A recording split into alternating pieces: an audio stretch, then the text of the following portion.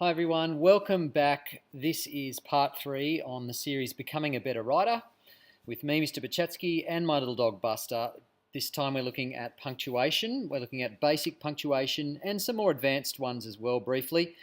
Let's get into it first of all. Why do we have punctuation? This might have been a question you've asked yourself before. Well, think about roads. Imagine having roads without street signs. And it'd be a mess, wouldn't it? Cars would be crashing into each other all the time. It'd be very difficult. Well, punctuation is like the street signs of writing. Punctuation helps readers to know when to stop or take a breath, for example. It helps readers to find their way to the true meaning of a text. Okay, words and sentences and paragraphs without punctuation are very hard to work out, as we're going to find very soon. Okay, here we go. Let's look at some basic punctuation. These ones you should all be pretty familiar with. I'm not going to spend much time at all talking about them. Capital letters, full stops, those are called periods in America. Commas, okay, there they are. Funny little things. Sometimes it's hard to know where to put them. Apostrophes, okay, a bit like a comma except it goes up the top there. Speech marks, you know all about these things hopefully, guys. I'm not going to spend time talking about why or how we use them because you should know most of that already. But I will spend some time talking about commas, guys, because commas are a bit tricky. Now, when do we use them? Well, let's have a look.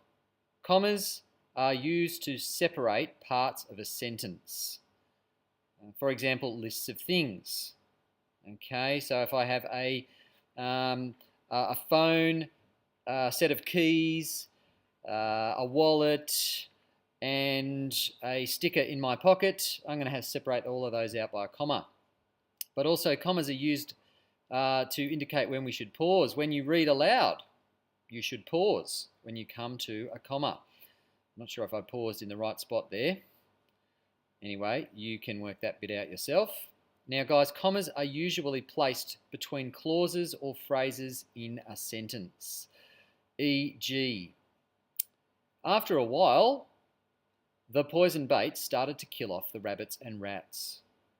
Okay, so coming straight after the phrase "after a while," there's a bit of a pause, and that's where we should put that comma in that you can see right there. So that's a little bit about commas. Let's look at some more advanced punctuation. Now, if you're aiming for a B or an A in this writing assessment, you're going to want to know about these things, and you're going to want to use some of them effectively in your writing. Okay, so we have a colon, a semicolon, a dash, and brackets, which you can also call parentheses. Okay, the parentheses word there is in parentheses, it's in brackets. So you can see what those are there. All right, now, we're not going to spend a lot of time in this video talking about these either. If you are interested to know more about colon and semicolon and how to use them effectively, then there are 2 videos on the Year 5 website that are there right now. You can go on and have a look at those shortly and find out more. And if you're interested in learning about dashes and brackets and how to use those, well, I suggest that you go and have a look yourself and find some cool videos on YouTube. If you find any that you think might be useful for everybody, let me know and I'll put them up on the Year 5 website. If I find any in the meantime, I'll try and pass them on to you as well and put them up on the site. All right, so that's advanced punctuation. Now, we should all be practicing and all be good at simple and basic punctuation. Okay, so it's time for us now to have our own go at this.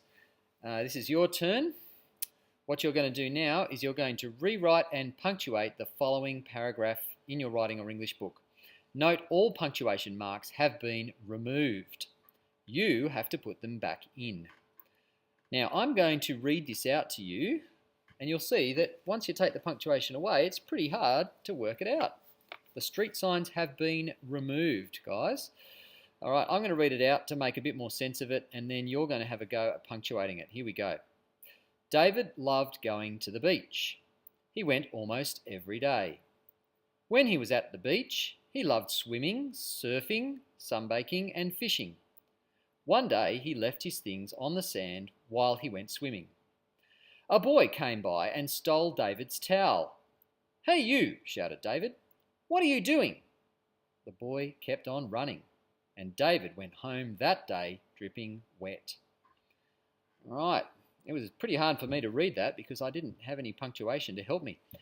Guys, what I want you to do now is pause the video and I want you to rewrite that sentence or this paragraph out in your book, but I want you to add in the punctuation, okay? So you're going to pause now, and when you have finished, you're going to watch the last part of the video, and that's going to tell you the answers. But don't go there now, okay? Pause the video right now, and then you can look at the answers later. All right, off you go. Okay, now I'm trusting that you have paused the video and we're about to look at the answers, and you need to check these with what you have written to see if you got them right. Now this is all basic punctuation. And here it is. Okay, I have highlighted the punctuation in red that you needed to add in. Okay, now there might be some slight disagreements. For example, up here where this full stop is, you could probably have a semicolon there if you wanted to. But a full stop will be fine. Okay, you might not put an exclamation mark here, but I have. There might just be a full stop. All right, but look, the rest of it is pretty much as it should be. So make sure you check very carefully and put in any punctuation that you didn't get right.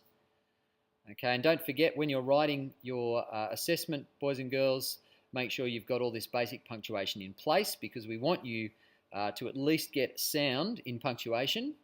And for those of you who want to do better than that, find out more about colons and semicolons, dashes and parentheses, and start using those in your writing, and you will be certainly a better writer. All right, that's all for now. See you next time.